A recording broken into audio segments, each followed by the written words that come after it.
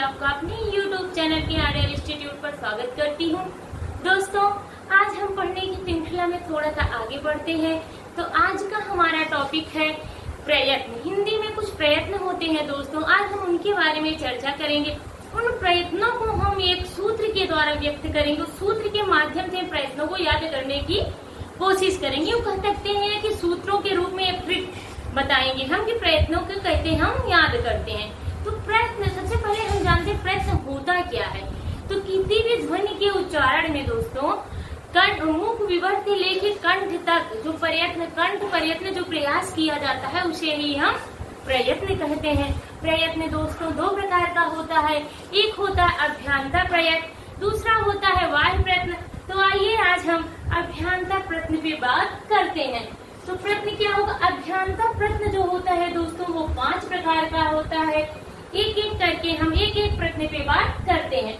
तो नंबर 1 आपका हो जाएगा स्पृष्ट प्रयत्न, नंबर 2 आपका हो जाएगा ईतर स्पृष्ट प्रयत्न, नंबर 3 आपका हो जाएगा ईतर विवृत प्रयत्न, नंबर 4 हो जाएगा विवृत प्रयत्न, नंबर 5 हो जाएगा समृत प्रयत्न।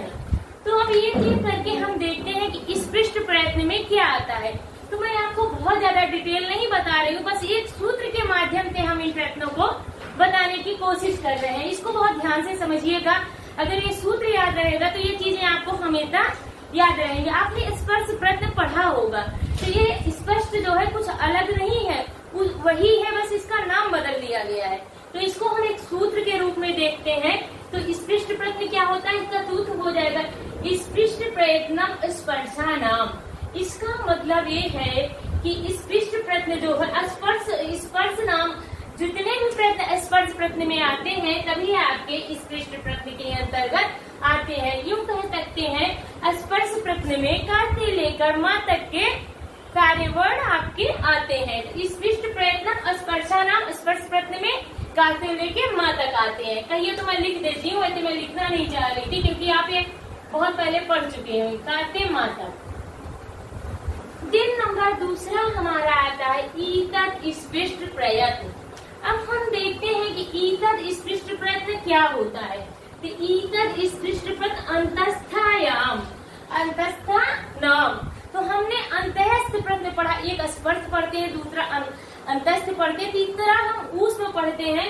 तो ये जो दूसरा हमारा आता है ईतद स्पृष्ट अंतस्था नाम। तो इतने अंतस्थ व्यंजन जो हमारे आते हैं वही इसमें आते हैं, जैसे कि या रा ला वा, ये हमारे अंतस्थ व्यंजन होते हैं। या रा ला वा, या रा ला वा। फिर इस सूत्र को हम याद कर लेंगे ईतद स्पृष्ट अंतस्थानाम। फिर नंबर 3 आता है ईतद विवृत। ईतद विवृत क्या होता है? हमने 3 व्यंजन पढ़े, एक ऊष्म व्यंजन पढ़ा, दूसरा हमने अंतस्थ व्यंजन पढ़ा, तीसरा हमारा ऊष्म व्यंजन है। पहला स्पर्श व्यंजन, दूसरा अंतस्थ व्यंजन, तीसरा हमारा ऊष्म व्यंजन। तो स्पृष्ट प्रयत्न में हमारा आ गया स्पर्श व्यंजन, ईतद स्पृष्ट में हमारा आ गया अंतस्थ व्यंजन, ईतद विवृत में हमारा आ गया ऊष्म व्यंजन। ईतद विवृत उष्मारामा, ईतद विवृत उष्मारामा। इसमें ऊष्म व्यंजन कौन कौन से आते हैं दोस्तों? श, ह, श और हा। ये आपके क्या है? ऊष्म व्यंजन है, जो कि इसके अंतर्गत ईतद विवृत के अंतर्गत आपके समाहित है। फिर आता है नंबर 4 विवृत स्वराणामा। इसका सूत्र क्या है? विवृत स्वराणामा। मीन्स ये हो गया कि जो विवृत प्रयत्न हमारा है इसमें समस्त स्वर हमारे आते, जो समस्त हमारे 13 स्वर है। संस्कृत में 13, हिंदी में 11 जो स्वर है तब विवृत के अंतर्गत आपके आते हैं। नंबर 5 हमारा है दोस्तों समृत। समृत का सूत्र आपका है हर्ष आवड़च प्रयोगे समृद्धम।